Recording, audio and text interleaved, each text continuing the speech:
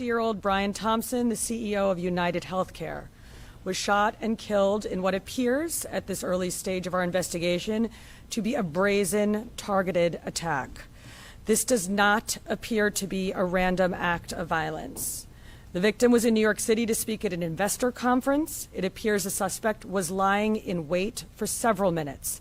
And as the victim was walking to the conference hotel, the suspect approached from behind and fired several rounds, striking the victim at least once in the back and at least once in the right calf. From video, we see at 6:44 a.m., the victim is walking alone towards the Hilton after exiting his hotel across the street. We believe the victim was headed to the Hilton Hotel to attend the United Health Group Investors Conference that was scheduled to start at 8 a.m. The shooter appears to be a light-skinned male. He's wearing a light brown or cream-colored jacket, a black face mask, black and white sneakers, and a very distinctive gray backpack.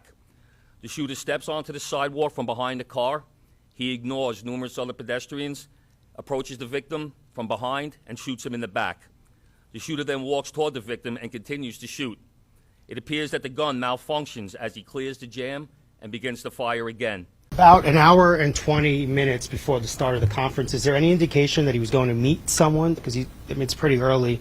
Is he on his way to meet someone there at the conference? He leaves the hotel dressed like he's going to be attending the conference. We're working with his co-workers and other people that he planned on attending the conference with to get that information. But as of right now, he's in charge of the conference, so we believe he was getting there to help set up. Okay, and then just the city bike, if I may. Do we know where that city bike is now? Does he dock it, or does he keep riding it? We're still tracking video. The last we see with him on that bike is in Central Park. Is there a way to track that bike? There are GPSs on those bikes. We'll be working with the company. All right, we're going to move over. We're going to go NJ Burkett. Thank you. Chief, were any words exchanged? If so, what were the words? I'm told a cell phone was recovered in an alleyway on his escape route. Does that appear to be connected to the suspect? We're working through that cell phone. Obviously, we'll be processing it forensically. And as far as words being exchanged, we do not have audio of the incident. We only have the regular video. But nothing from witnesses?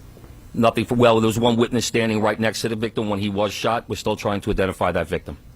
Excuse me, that witness. We're going to go over to Aaron Katursky. Thank you. Chief, was he checked into the hotel across the street alone? Was he in the city alone? Was he accompanied by anybody? Did he have any known enemies or anyone that you've been able to find so far? Like I said, we're reaching out to law enforcement in Minnesota, and we're also interviewing his co-workers and family members to see if there have been any specific threats against him in the past. As far as who was he in the hotel with, we're doing a search warrant in his hotel room right now. That might lead us, give us some more information. All right, we're going to go over to Dean Moses. Couple of questions. One, based on the surveillance you've seen of this individual, do you feel like he's professional? You mentioned that he did a bullet spell. Do you feel like this was a professional individual who took this man's life? And also, will it affect in any way Tree Life tonight? I'll answer the part about whether or not he's a professional. That we have no way of knowing that. From watching the video, it does seem that he's proficient in the use of firearms, as he was able to clear the malfunctions pretty quickly. And this shooting comes on the same day as large crowds gather for the Rockefeller tree lighting. Security is now higher. We have two reports. Anthony Carlo on that heightened security in Midtown, but we're going to begin with NJ Burkett. And the shooting itself, he's at the Hilton in Midtown Manhattan. Newt? Yeah, right, Bill, a trove of forensic evidence and now a possible motive that the killer may have had a grudge against the victim's insurance company and acted on it by killing the company's CEO. Yes, insurance company executives do face threats. Brian Thompson apparently was no exception. Crime scene investigators recovered 3 live rounds and 3 spent shell casings just outside the entrance to the Hilton where the gunman had been waiting. In this surveillance video, Brian Thompson strides confidently toward the door as the gunman calmly walks up behind him and draws his gun. With the victim out of frame, it's clear he fires at least 3 times. Thompson will stagger to the wall where he will collapse. He's shot once more while on the sidewalk before the gunman casually walks away. He was last seen on an e-bike before he disappeared into Central Park. This livery driver says he witnessed the shooting. I saw him after he shot him. He ran across the street this way. I tried to take a picture, but it's too far away. It's not that clear, It appears the suspect was lying in wait for several minutes. NYPD Commissioner Jessica Tisch. I want to be clear. At this time, every indication is that this was a premeditated, pre-planned, targeted attack. Thompson was the CEO of UnitedHealthcare, a division of the nation's largest health insurance company, in New York since Monday to attend an investor conference this morning. Police say he walked toward the hotel at 6:44 a.m., where he was met by the gunman. After the shooting, the killer takes off down an alley, then walks to 6th Avenue, where he gets on the e-bike. Seconds later, he's seen riding toward Central Park and is inside the park by 6:48. It's not clear whether any words were exchanged. Investigators later recovered these surveillance images from a Starbucks 1 block north, and a cell phone was found along the escape route. We're working through that cell phone. Obviously, we'll be processing it forensically. And as far as words being exchanged, we do not have audio of the incident. We only have the regular video. But detectives are looking to interview this person who witnessed the shooting and ran off. Police officials could not say for sure whether the gun had a silencer, but they believe it is unlikely the gunman was a professional killer. Based on the evidence we have so far, it does appear that the victim was specifically targeted, but at this point we do not know why. This does not appear to be a random act of violence. You'd have to go back 40 years to the murder of Gambino boss Paul Castellano to find a murder in Midtown this brazen. Investigators also say that what is puzzling is that Thompson didn't have a security detail. Live tonight in Midtown, NJ Burkett, Channel 7 Eyewitness News. The suspected gunman has now been on the run since just after 6:45 a.m. this morning. He's believed to have used a silencer. What is the information we have? What does it tell you about the sophistication of this attack? Well, Jake, the details and nuances of this attack are extraordinary. They do betray an astounding level of pre-planning, of organization, and it should also say cool-headedness. And all of those things together would point towards a very competent assassin and potentially even someone who does this for hire.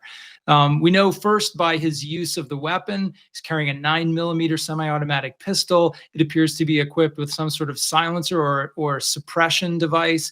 These are not things that you see on everyday, ordinary homicides, drive-by shootings, things like that. This is a pretty advanced piece of equipment. He uses it with great precision. His timing is impeccable. He waits behind the SUV until the target walks past. He steps out behind the target so as not to be seen. He shoots once and then follows it up with 2 additional shots to make sure he's got a complete kill. And of course, he's able to recycle the weapon to clear an ammunition jam in the middle of the attack. That shows a high degree of training on firearms, training that in which you practice over and over how to clear a jam from a gun in the middle of a firefight. He's clearly adept at those skills. And I think the timing and the way he conducts himself also really lend to this impression that this is someone who is very serious and spent a lot of time thinking this through. We really don't know what it was about, but shocked that somebody would be killed in broad daylight in New York. That's really quite shocking. Police say the city is still safe and the lighting will go on as planned. This is a terrible event, but we're going to go on and people are going to enjoy the tree lighting tonight. In New York City, I'm Lee Waldman reporting. Brian was a wonderful person with a big heart and who lived life to the fullest. He will be greatly missed by everybody. Our hearts are broken and we are completely devastated by this news. He touched so many lives. Colleagues, I'm deeply saddened to tell you that earlier this morning, our friend and colleague Brian Thompson was killed just outside our investor conference hotel in New York. There are no words to describe how so many of us are feeling right now. Brian was a truly extraordinary person who touched the lives of countless people throughout our organization and far beyond. It's a terrible tragedy, and I know we are in shock and disbelief. Our hearts are with his family, especially his mom, his wife Paulie, his brother, and his 2 boys who lost their father today. Please keep them in your thoughts and prayers, and be assured we'll be there for them. I hope you, will now all do the same for one another as we all grieve together during this awful time. Brian Thompson was promoted to CEO of UnitedHealthcare in April 2021. He managed a division that employs about 140,000 people and offers insurance to both individuals and companies. When asked if he had any enemies or threats against him, police said they were still interviewing family and colleagues. So who was Brian Thompson?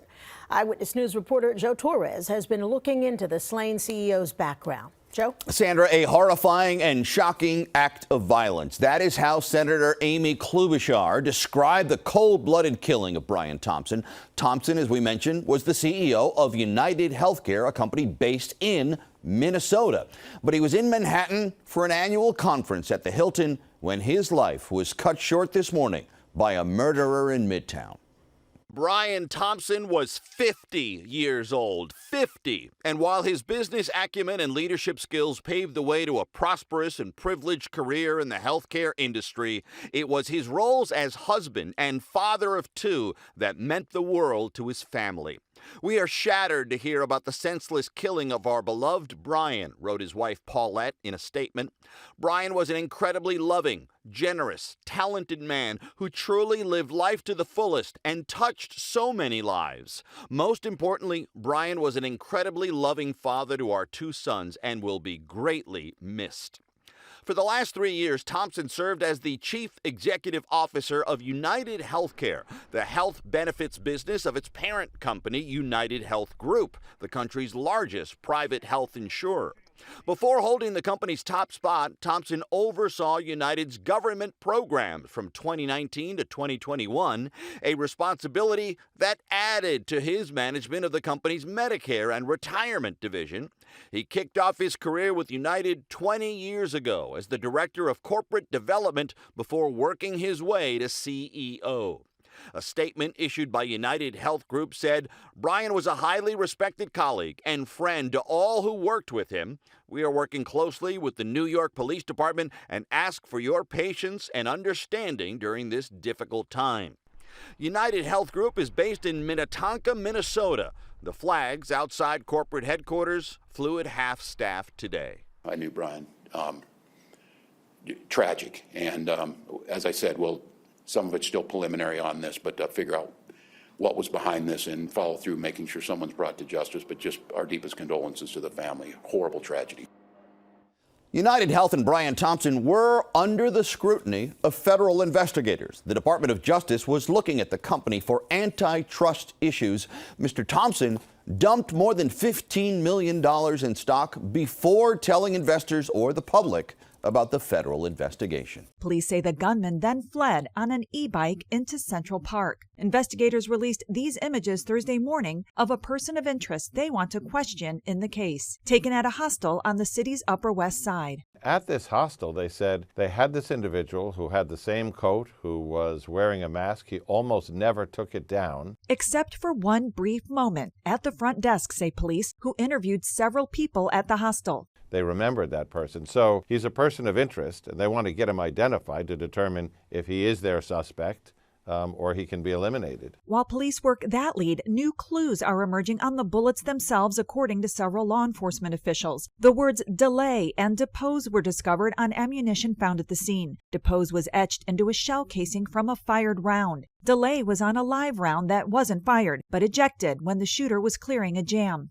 They are operating on the theory that the bullets had a message against insurance companies who, when hit with claims, will delay or go to court and take depositions. If someone has heard him use those words before and sees that picture, especially of his face in the Starbucks, they would be able to put two and two together and get in touch with law enforcement, hopefully. I'm Laura Aguirre reporting.